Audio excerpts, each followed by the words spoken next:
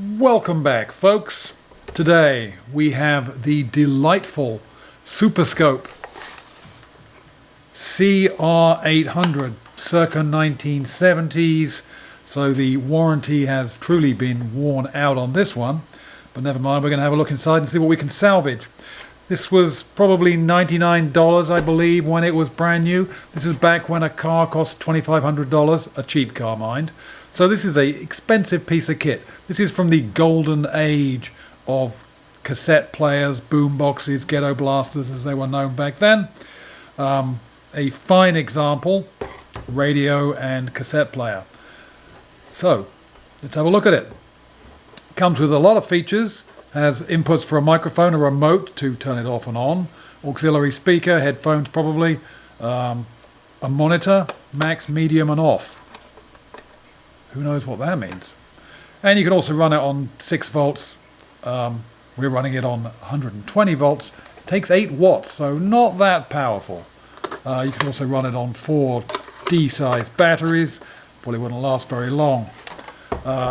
Cassettes were invented by Philips in around 1963. The compact cassette. If I can... oh, a lovely noise. 4 tracks on this one. You can focus in on that. It's a little bit more than 1/8 of an inch. The tape's got 4 tracks, each of which is, I believe, 1.5 millimeters, with a tiny gap between them. Pretty good idea. The only downside is, as you can tell, they hiss quite a lot, and Dolby doesn't do much to help that, just makes the hiss a different noise. This has been used as a radio primarily for the last 25-30 years, and as a result,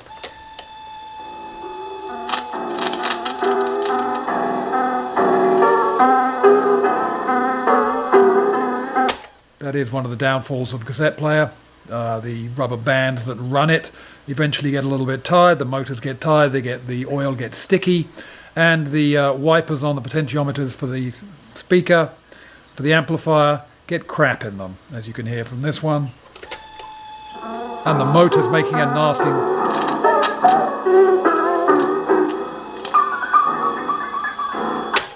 Nice feature of this, it has a condenser microphone, and if you didn't notice it had a condenser microphone, it tells you it has one here as well. Has a PA play mix, whatever that means. You can probably do some DJing and record things off the radio and talk into the microphone at the same time.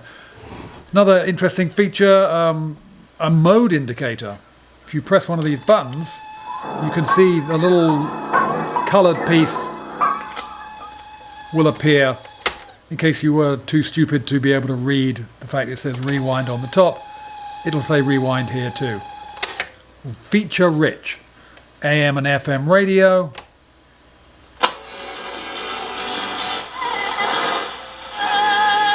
Not too bad. Again, this is the golden age of these things. As such, it comes with a metal handle. This is, I believe, aluminium to those of you on this side of the pond. Yep, it is. Look at this gorgeous ball and socket. This is, of course, brass for conductivity. Pulling the signal a little better. Very nice. So let's have a look inside and see what we can extract from it. See what still works, because the radio does, but not much else. So, and here we go. Let's see what secrets lie within. Not much in the way of chips, I shouldn't think. Oh yeah, look at this. This is all analog and wired together. We can pull that out. We can... Don't want to break it too much, not yet anyway. Oh, look at that. Isn't that a thing of beauty? Put together, a lot of this will be put together by hand. Probably why it cost $99 back in the day. The equivalent probably of $600-700 now. You can see this lovely mechanism here. It's a piece of string that is moving the indicator for the frequency. Again, very, very analog. Remember, kids, never do this. Don't plug something in when all the wires are exposed. Going to get our trusty high quality Radio Shack voltmeter, set it to DC volts, and see what we can find. 8 volts there.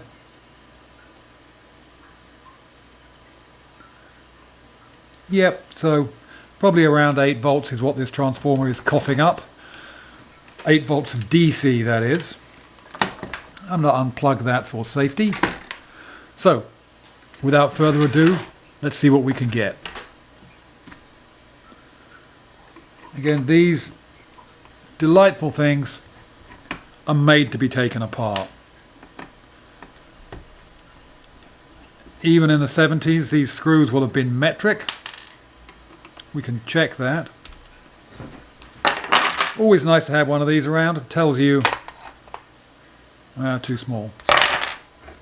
This only goes down to 632. If that was not metric, it would probably be a 440. So who knows? So let's keep it unplugged and take off all the components that we can. Starting with the transformer. So that'll be 120 to an 8 volt. It's probably got several different outputs, but I say 8 volts. Obviously it runs on 6 volts if you're using the battery. Oh, we get an electric screwdriver. I'll be here all day. Again, these things are put together well, and they are not glued or heat soldered or friction welded. They're screws, and a lot of these screws actually have threads on them rather than just being cutting into plastic, as is the way of doing it these days. So a nice socket, you can harvest that socket. We can harvest the inputs there. I'm not going to salvage that too much. And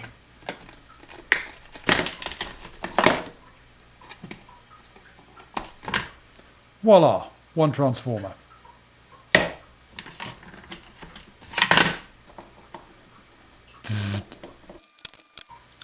And a rather interesting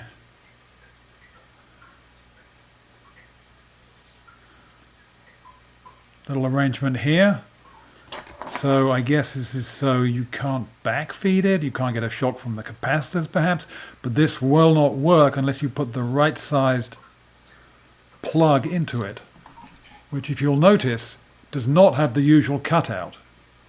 So this is not polarized. Modern ones tend to have a dimple in them and they are polarized. This one is not, but it has this little safety feature here, which is interesting. A lot of large capacitors. Let's have those off. This thing is absolutely packed with solder. Looks like it's been done manually. All these are different amounts of solder. Another selection of capacitors, large and small. And if you cared for it, a battery box. And the aerial.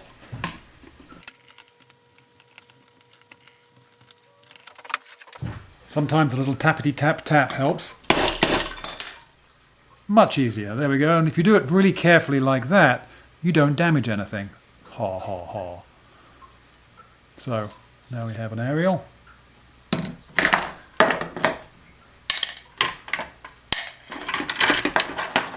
And a fairly useless battery box. Nobody uses D-size, C-size batteries anymore.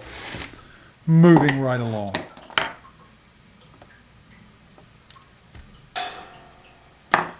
Interesting little mechanism here. The tape mode radio PA system has a mechanical linkage which moves this switch here. Seems unnecessary, but let's have a look and find out why. Ooh, look at that. It's a thing of beauty. If any of you want any parts for one of these, look in my garbage can.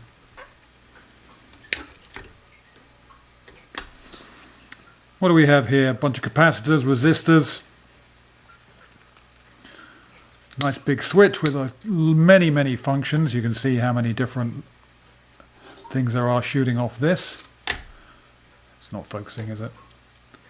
Don't know what's in there, but it looks quite sensitive because it's wrapped in copper. Again, a double pole, single throw, double pole, double throw switch. And here's what we're after. The mechanism. Very nice. I'm amazed this belt has survived. Whole bunch of fairly useless parts. The motor will have out. I do like to keep the little screws if they've got threads on them, because quite often I need small metric screws and this is a perfect place to find them. That is probably, it's amazing it's got some stretch to it still. And we're probably going to have to lift this whole mechanism out as one. Take our Harry Connick Jr. tape out first.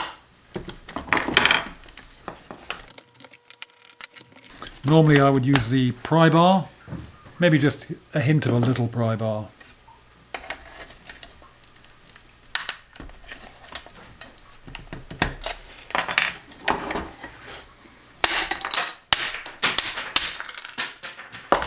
Nice thing about plastics from this era, the plasticizers have long since gone away. So they're nice and brittle. Let's say this is a one-way street. We will not be putting this back together. There is no healing bench here.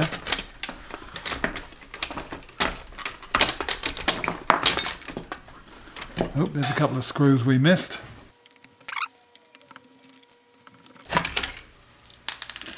Voila, look at this. 6 volt DC Matsushita electric. October 75. 1st of October 75. And the head, the erase head, the play head, pinch roller. Mechanism will engage and pinch the tape between this spinning pin and this rubber, which is one of the reasons why it's slipping, is the rubber is now rock hard.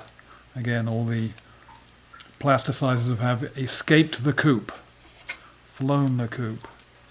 Some interesting little mechanisms, probably some quite nice bearings in there, but otherwise, and springs too.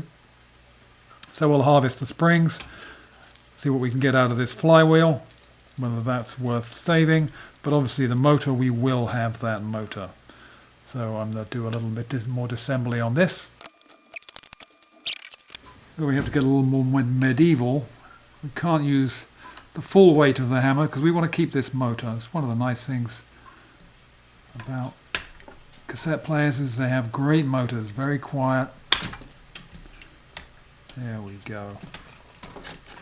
A little bit of Loctite was involved in that.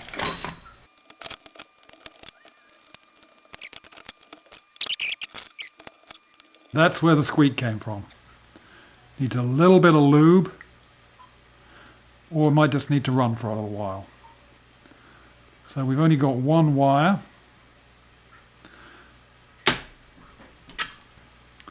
There's some, say we'll harvest some springs. I'll do that off camera. So we're getting down into it now. This is remarkably well made and clearly hand assembled. Getting the little springs off, they were put on by hand and then the ends were bent around, so I had to unbend them. So they're not quite perfect anymore.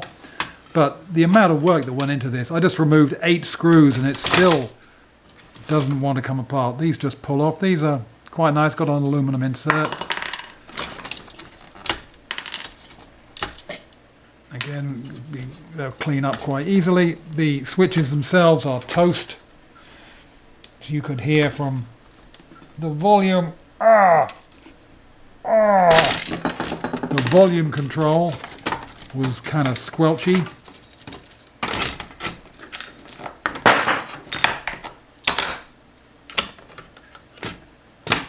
Here we go, we've got the mechanism is still in play. Ooh, no. It would be if I hadn't wrecked it. You would still be able to use this. Here we go. If for any reason, for a prop for something, you needed a... Come in, come in, come in. That might be quite nice. The rest of it is pretty much toast.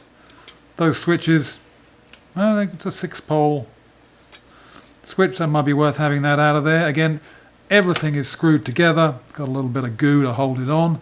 But we can have those switches out there. I do like the little knobs on the end. They're quite cute. But the rest of that's pretty much junk. Just the speaker. Again, not a great speaker, but better than nothing. Probably a lot better than the speaker in your laptop or your phone. Based on the build quality, it's probably fairly beefy. It's only 1.5, rated for 1.5 watts, which is not a lot, obviously. 1.6 watts rather, made in Taiwan. 75, 8 ohm resistance.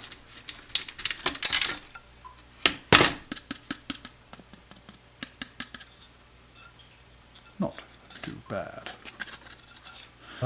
Again, the quality that goes into this, I'm not surprised. $99 seems cheap for how much work. I mean, the handle itself, I thought, oh, well, I can just remove these screws and pull the thing out. Nope, it's got nuts on the inside. Whole thing, hundreds and hundreds of screws, and most of them are this kind of screw. Actually fine thread screws, not what you'll usually find are these where they just bite into plastic. This is a sign of hand manufacturing. So let's gather all the bits together and see what we can come up with. So what did we get out of this? Not a great deal. There's obviously a large number of components here, mainly capacitors and resistors, ferrite antenna for AM presumably. I don't know what that is, maybe something to do with tuning. Somebody else will tell me. There they will harvest these switches off. Maybe not that switch, but this one will be quite useful. More capacitors. A rather nice antenna. Some knobs. A spinning counterweight. No bearing, just a bushing. Transformer to 6, well, nominally 6, but really 8 volts. An AC connector of a non-standard size. I find a kind of crappy speaker. And this motor is, in fact, it's not one wire. There are 2 wires in here. One is a stranded bare wire, which I'm calling green for this purpose, and then a insulated wire. So if we use our handy train controller, we can, if we turn it on,